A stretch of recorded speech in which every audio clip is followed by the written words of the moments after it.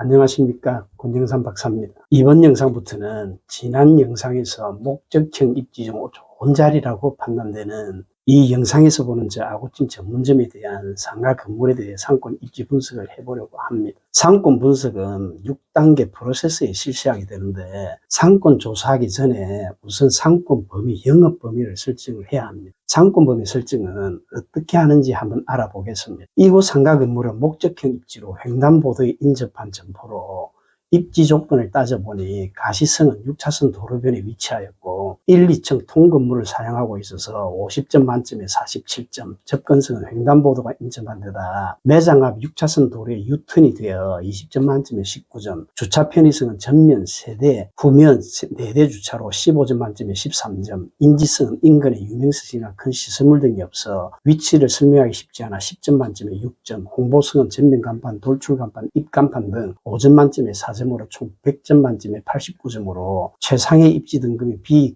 플러스 급지인 것으로 판별되었습니다. 자, 그럼 본격적으로 카카오맵으로 빠져들어가 봅시다. 지도의 검색창에 해당 상가 건물의 주소나 매장의 상호를 입력하면 검색창 아래에 해당되는 매장들이 나타납니다. 그리고 지도상에는 A라고 표시됩니다.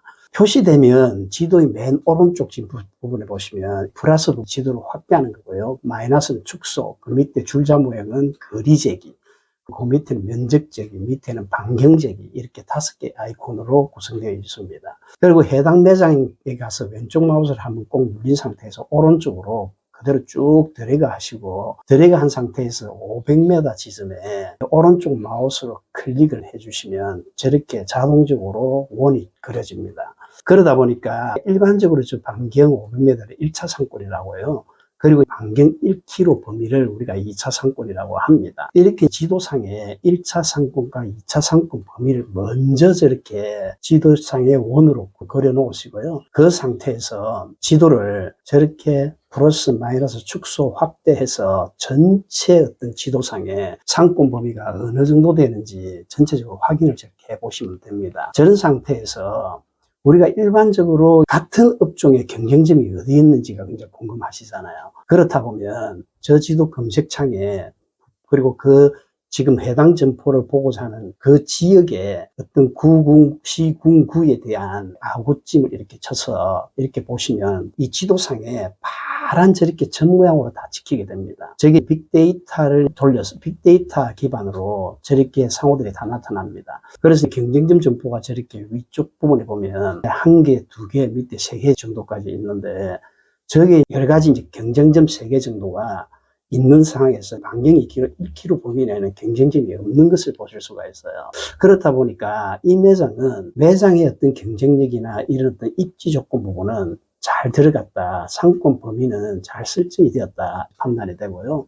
그리고 이제 경쟁점이 없다 보니까 저런 상태에서 지도를 이제 확대한 상태에서 위에 있는 그 인근에 있는 반경 1km 2차 상권 범위 안에 경쟁점을 저렇게 또 경쟁점을 중심으로 해서 원을 한번 그려보세요. 반경 500m 지점에 오른쪽 마우스에 클릭을 하시면 저렇게 2차 상권 해당 상가 건물의 2차 상권 범위하고 지금 보신 저 매장의 반경 1km 1차 상권하고 중복되는 모습을 보게 되고요. 그 위에 있는 또 다른 매장들을 저렇게 반경 500m를 그려보니까 지금 두 번째 앞에 했던 그 반경하고 두 번째 했던 반경하고 세 번째 지금 C라는 지점에 저 매장을 반경 500m를 그려보니까 3개 점포가 중복되는 모습들을 보게 됩니다.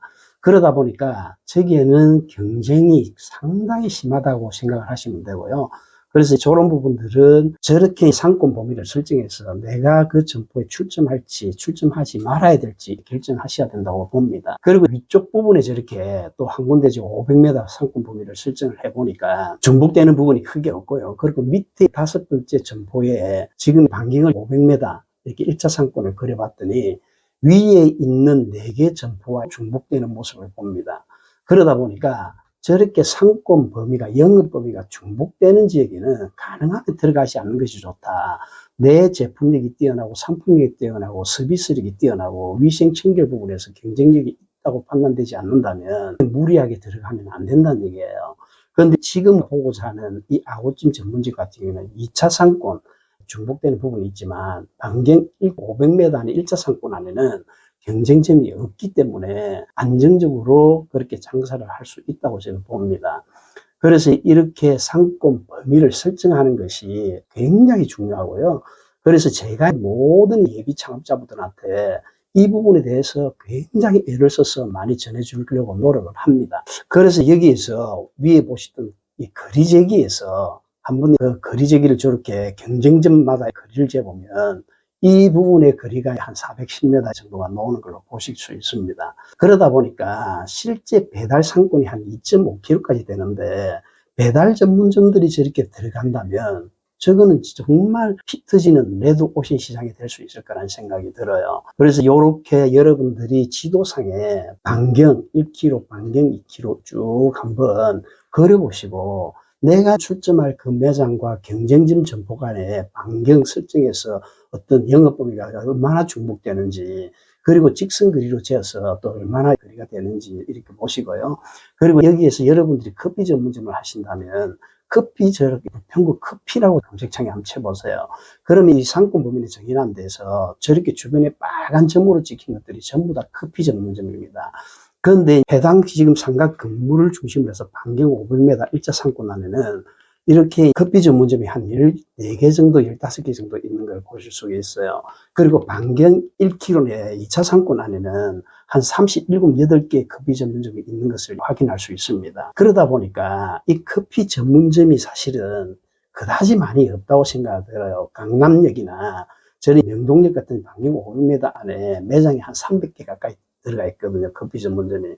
그리고 은평구의 연신역 같은 경우는 140개 정도 구성되어 있기 때문에 이 상권이 커피 전문점만 저렇게 보더라도 상권이 그렇게 많이 없다라고 생각이 들고요. 스타벅스를 한번 쳐봤더니 지금 부평역 앞쪽에 북부광장 쪽에 4개의 이제 스타벅스 매장이 있는 것을 저렇게 지도상에 볼 수가 있습니다. 그리고 스타벅스가 있다는 것 자체는 그 자체만으로도 상권이 굉장히 발달되어 있다고 이렇게 보시면 되고요. 여기는 해당 지금 상가 건물 반경 1km 안에 2차 상권 안에 스타벅스가 없다는 것은 상권이 그렇게 좋지 않다고 판단하시면 됩니다. 그래서 이제 이렇게 상권 범위를 1차 상권, 2차 상권 카카오 맵으로 여러분들이 다 정하셔서 경쟁업체가 어느 정도의 거리에 있는지, 경쟁업체가 몇 개의 구성으로 되어 있는지 보시고요.